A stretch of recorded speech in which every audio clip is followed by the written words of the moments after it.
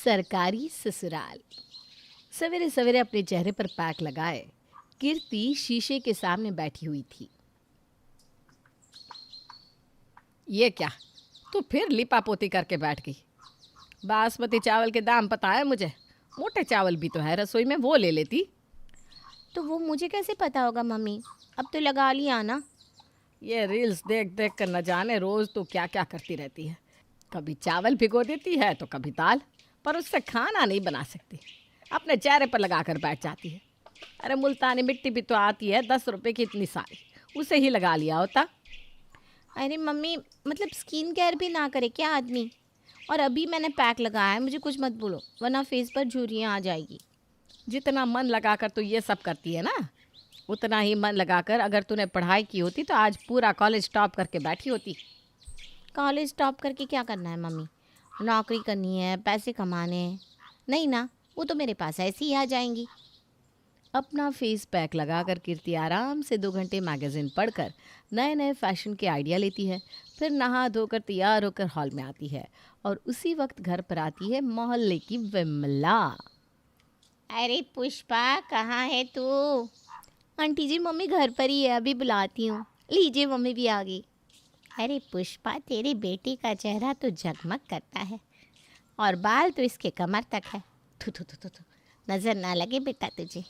एक मेरी बेटी है, 100 बार कहती हूँ चेहरे पर कुछ लगा ले। कॉलेज जा जाकर पूरा चेहरा काला पड़ गया है उसका। पता नहीं ऐसे में कौन लेकर जाएगा उसे। तो इससे कौन सा कोई ले जाएगा, दिन भर कमरे में पड़ी रहती है, ना बदन में फुर्ती ना किसी काम में दिलचस्पी। बस सजने संवरने की बात हो तो मैडम रात को 2 बजे उठकर भी तैयार हो जाए। अरे तो पढ़ लिख कर आखिर औरतों को करना ही क्या होता है। तुझे याद भी है तूने कितनी पढ़ाई की थी? शादी के बाद तो चूल्हा चौका ही संभाल रही है ना तू। तो कीर्ति की पढ़ाई की क्यों फिक्र करती है? इसे तो कोई भी उठा कर ले जाएगा। सुन लिया ना मम्मी, ऐसे ही मैं अपने स्किन केयर पर इतना ध्यान नहीं देती। इसी तरह हर बार कोई ना कोई कीर्ति को चने के झाड़ पर चढ़ा दिया करता। मन ही मन कीर्ति भी ये ठान लेती है कि वो शादी करेगी तो किसी सरकारी नौकरी वाले से। कुछ दिन बाद कीर्ति के घर वाले उसके लिए लड़का देखना शुरू करते हैं। ये देख बेटा, बहुत ही अच्छे घर के लड़के का रिश्ता आया है। इंजीनियर है लड़का। इंजीनियर हो, पायलट हो या रॉकेट उड़ाता हो, मुझे इससे कोई मतलब नहीं है। मुझे बस सरकारी नौकरी वाला लड़का चाहिए। ऐसे किसी लड़के का रिश्ता है तो ही मुझे फ़ोटो दिखाना, वरना मत दिखाना। पुष्पा रोज़ कीर्ति को किसी न किसी लड़के की फ़ोटो दिखाती, पर कीर्ति उसके प्राइवेट जॉब को देखकर रिश्ते के लिए मना कर देती। फिर एक बार उसके घर आता है सोमेन का रिश्ता। ये हुई ना बात मम्मी, सरकारी नौकरी है लड़की की। मुझे तो ये रिश्ता मंजूर है। नाना करते हुए भी कम से कम 80,000 की सैलरी होगी इसकी। ए ग्रेड ऑफिसर है। अब तो अपनी लाइफ सेट है।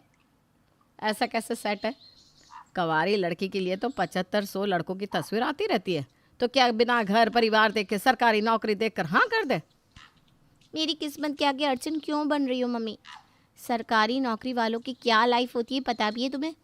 हर 7 साल में उसका ट्रांसफ़र होगा। कभी इस शहर में रहूँगी, कभी उस शहर में। ऊपर से रिटायरमेंट के बाद पेंशन, फ्यूचर की कोई टेंशन नहीं रहेगी। अब पापा को देख लो, कितनी प्रॉब्लम होती है। जो पैसे सेविंग करके रखे थे उसके इंटरेस्ट से हमारा घर चलता है। इससे अच्छा लड़का नहीं मिलने वाला तुम्हें। शादी की बात चला दो मम्मा। कीर्ति हाथ धोकर इस रिश्ते के पीछे पड़ जाती है। पुष्पा लड़के वालों से बात चलाती है और उन्हें तो कीर्ति पसंद आनी ही थी। 1 महीने के अंदर कीर्ति की शादी सोमेन से हो जाती है और शुक्ला परिवार की बहू बन के कीर्ति उनके घर आ जाती है। बस 2 दिन की बात है, फिर जहाँ सुमेन रहते हैं वहाँ मैं चली जाऊँगी। फिर ना ससुराल में रहने की टेंशन, ना सास ससुर की सेवा की बात। खुद में क्या बात कर रही हो कीर्ति, ज़रा अपनी भाभी से भी बात कर लो।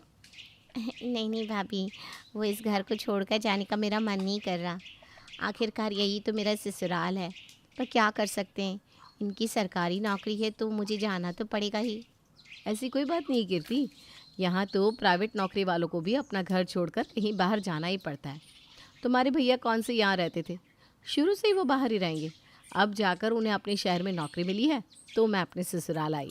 चल, अब ये सारी बातें बाद में करेंगे, पहले तू अपनी पहली रसोई की तैयारी कर ले, वरना मम्मी जी नाराज़ हो जाएंगी ना। पर भाभी, मुझे तो चाय के अलावा कुछ भी बनाना नहीं आता। मतलब वो रोके कि वक्त का खाना तुमने नहीं बनाया था? चलो कोई बात नहीं, तुम सब्जियां काटो, खाना मैं बना लेती हूँ। और नई बहू की पहली रसोई में उसके बदले खाना उसकी जिठानी बनाती है।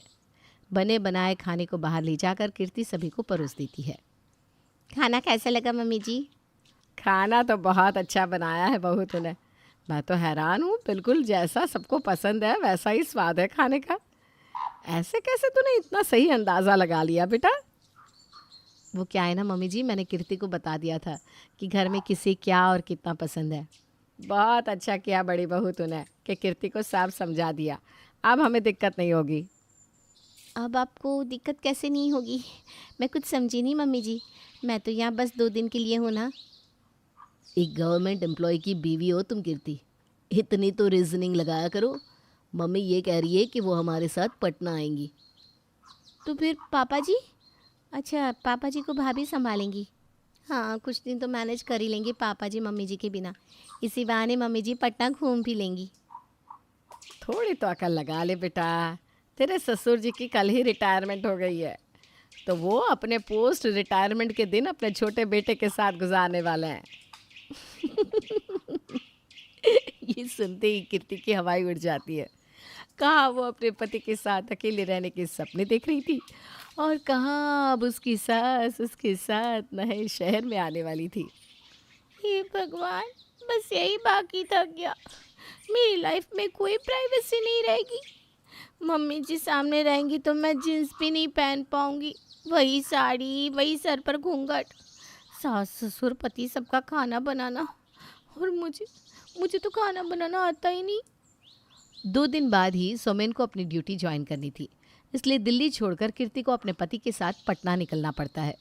पटना पहुंचने के दूसरे ही दिन सुबह 5 बजे जब कीर्ति आराम से हाथ पैर फैलाकर अपने कमरे में सो रही थी, सोमेन उसे जगाते हुए कहता है, अरे अब उठ भी जाओ कीर्ति, कितनी देर सोगी? ज़्यादा सोना is not good for health. चलो मैं वॉक पर जा रहा हूँ। क्या? वॉक पर? मतलब अच्छा वॉक पर। हाँ हाँ, मैं वॉक छत पर कर लूँगी। पापा मम्मी को अकेले छोड़कर ऐसे वॉक पर जाना ठीक नहीं लगता ना। मेरे पापा रिटायर्ड ऑफिसर है, उन्हें तो हमेशा से ही 4 बजे उठकर जॉगिंग करने की आदत है। पापा मम्मी बाहर रेडी बैठे हैं, तुम्हारा इंतज़ार हो रहा है। जल्दी से जॉगिंग सूट पहन लो और फटाफट बाहर आ जाओ। कीर्ति को ना चाहते हुए भी तैयार होकर सुमन के साथ वॉक पर निकलना पड़ता है। 1 घंटे के बाद, 4 किलोमीटर की रनिंग के बाद कीर्ति पूरी तरह थक चुकी थी। जैसे ही वो घर लौटकर सोफे पर बैठती है, जा बहू अपने पापा जी के लिए उबले हुए चने खीरा ककड़ी मिलाकर ले आ, और ऊपर से चाट मसाला डालना मत भूलना। और आप चाय नहीं पियेंगी क्या? बहू एक काम करो, साथ में चाय भी चढ़ा लेना। मैं भी नहाने जा रहा हूँ, 8 बजे आज रिपोर्ट करना है मुझे। मेरे लिए पराठे बना देना कीर्ति, और साथ में आलू प्याज की सब्जी। शादी में वैसे भी इतना तेल मसाला खाकर मेरा तो पाचन तंत्र ही गड़बड़ा गया है। काहे का साज सिंगार, काहे की खूबसूरती। इतना सब सुनकर तो कीर्ति के होश ही उड़ गए थे।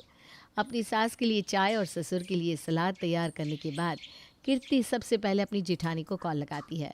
प्रिया अपनी देवरानी की प्रॉब्लम सुनते ही कहती है, अच्छा रुक, तू घबरा मत, वीडियो कॉल कर रही हूँ मैं, तू रिसीव कर। एक एक करके सब बताती जाऊँगी, तो फटाफट हाथ चलाकर तुरंत बना लेना, ठीक है? कीर्ति फ़ौरन सोमेन के लिए टिफ़िन रेडी करती है, जिसे लेकर सोमेन ऑफिस निकल जाता है। ये तो सब उल्टा मुझ पर ही भारी पड़ रहा है। रसोई में बर्तन भी पड़े हैं, कपड़े भी धोने हैं, झाड़ू पोछा कितना कुछ है। यहाँ तो कोई नौकर भी नहीं है। आज मम्मी जी से नौकर रखने की बात कर लूँगी। इसी तरह दिन भर अकेले काम करती रही तो मैं तो बिस्तर पकड़ लूँगी।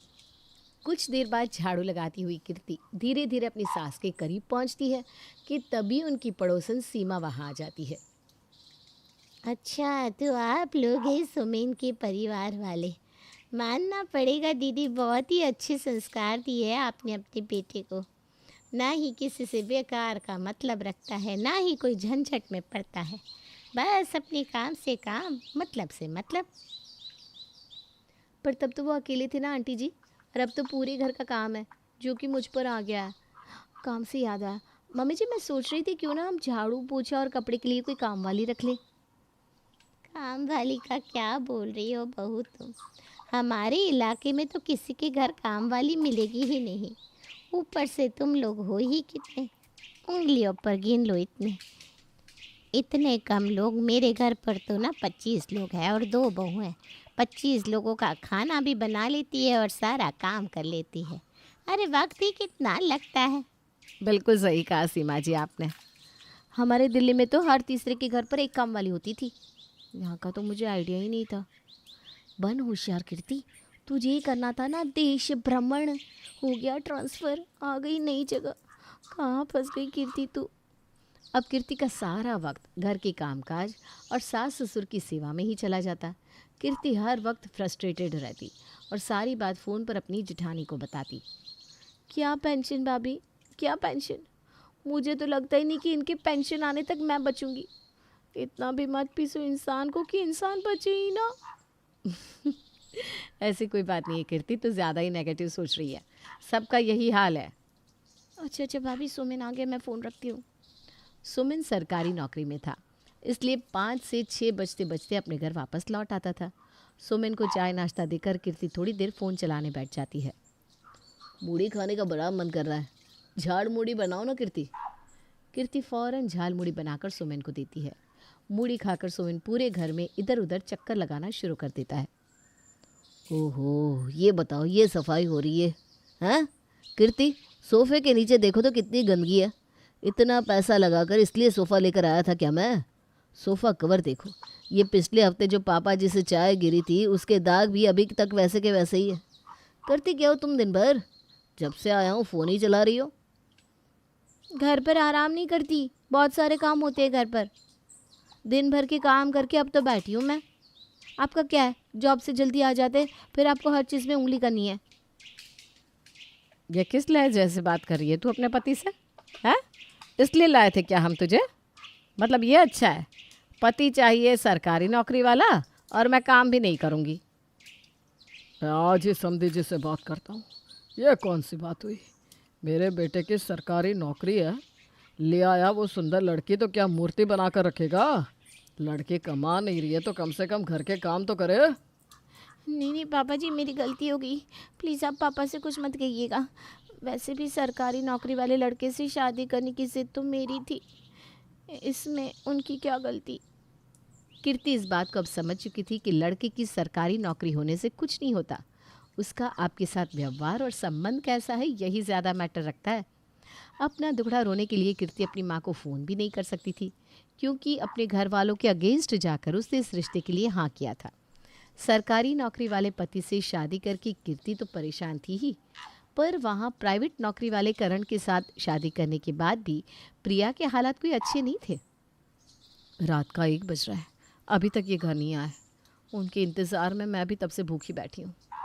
तभी दरवाजे की घंटी बजती है और फ़ोन पर बात करते हुए करण अंदर आता है। किया तो था यार प्रवीण, पर सर को शांति कहाँ। देखा नहीं कैसे मेरा प्रोजेक्ट कैंसिल कर दिया उन्होंने। उन्हें तो चापलूस लोग ही पसंद है। अपन लोग से चापलूसी नहीं हो सकती ना, इसीलिए तो झेलना पड़ता है। खाना खाना लगा दूँ? अरे दिख नहीं रहा है क्या प्रिया, काम कर रहा हूँ मैं। काम नहीं करूँगा तो कहाँ से पैसे आएंगे? कैसे करोगी अपने ये शौक़ पूरे? ये सब फ्री में चलता है क्या? नहीं खाना मुझे खाना, मैंने कैंटीन में खा लिया है। ये कहकर अपना लैपटॉप उठाकर करण कमरे में जाकर काम करना शुरू कर देता है। अगली सुबह 2 मिनट बैठ भी जाइए, एक ही घर में रहते हैं हम, फिर भी 3 दिनों से हमारी बात नहीं हुई। क्या बात करूं प्रिया, ये बॉस जान खाता रहता है। ऐसा नहीं है कि मेरा मन नहीं होता है कि घर पर बैठकर आराम करूं। अरे तुम देखती हो ना कितना प्रेशर है मेरे पर। कोई सरकारी नौकरी नहीं है मेरी कि कोई टेंशन ना रहे, प्राइवेट नौकरी है। बॉस ने जब चाहा निकाल दिया, फिर महीने महीने भटकते रहो नौकरी के लिए। ये कहकर बिना टिफ़िन लिए ही करण ऑफिस के लिए निकल जाता है।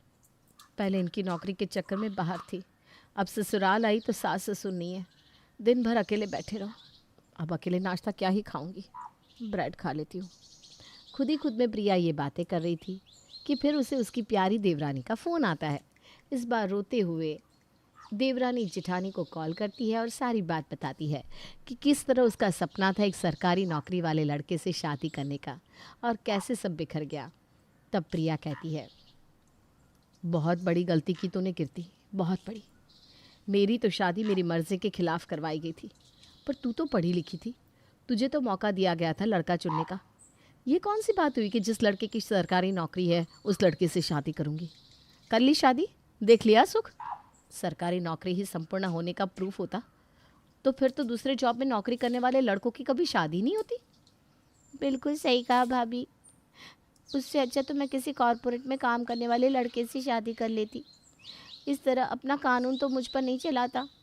दिन भर मैं काम में बिजी रहती हूँ। ये 5 बजे आते हैं और मेरे सर पर नाचने लगते हैं। शादी के बाद हनीमून पर भी नहीं भेजा गया मुझे। पता नहीं कैसा ऑर्थोडॉक्स आदमी है। हर समय इतना नेगेटिव मत बना करो। देखो, मेरी शादी हुई है प्राइवेट जॉब वाले से। पूछो मुझसे क्या एंजॉयमेंट होती है। शादी के बाद जब एक ही कमरे में रहने के बाद आप अपने पति से बात ही ना कर पाए। हनीमून पर तो मैं भी नहीं गई थी क्योंकि छुट्टी नहीं मिली थी तुम्हारे भैया को। हमारे फेरे के वक्त भी ये फ़ोन पर बात कर रहे थे। कुछ सही नहीं चलता हमारे बीच। तुम वहाँ खाना बनाना नहीं चाहती और यहाँ मैं खाना बनाना चाहती हूँ तो खाने वाला कोई नहीं है। वहाँ तुम्हारा पति समय से पहले घर आ जाता है पर तुम्हें इस बात से प्रॉब्लम है कि वो घर की सफाई कितनी है ये चेक करता है। और यहाँ मैं घर साफ़ करती हूँ तो घर साफ़ है या गंदा इससे किसी को कोई मतलब ही नहीं है क्योंकि घर पर कोई होता ही नहीं है। ये नौकरी वोकरी से ना कुछ नहीं होता। नौकरी पैसे देखकर तो शादी कभी नहीं करनी चाहिए। शादी इंसान से होती है जो तुम्हें खुश रखे। शादी करनी है तो ऐसे इंसान से करो जो तुम्हें बहुत प्यार करे। कम पैसे में भी ज़िंदगी चलती है पर कम प्यार से नहीं चल सकती। प्रिया की बात कीर्ति समझ जाती है और इसे इस बात का बहुत अफसोस होता है कि उसने अपने माँ बाप की ना सुनकर लड़के के बारे में जांच पड़ताल तक नहीं की। अगर जांच पड़ताल हुई होती तो उसे पता चलता कि सोमेन कैसा लड़का है, उसके साथ कीर्ति की नभेगी या नहीं। पर कीर्ति ने तो सब कुछ छोड़कर बस किसी सरकारी नौकरी के लड़के की तलाश में खुद की खूबसूरती पर ही ध्यान देना चाहा, जिसके कारण ना खुद काबिल बन सकी और ना ही लड़का मनपसंद का मिल पाया। अब क्या करे भाभी? क्या करे, जो मिला है उसी के साथ ज़िंदगी निभाओ।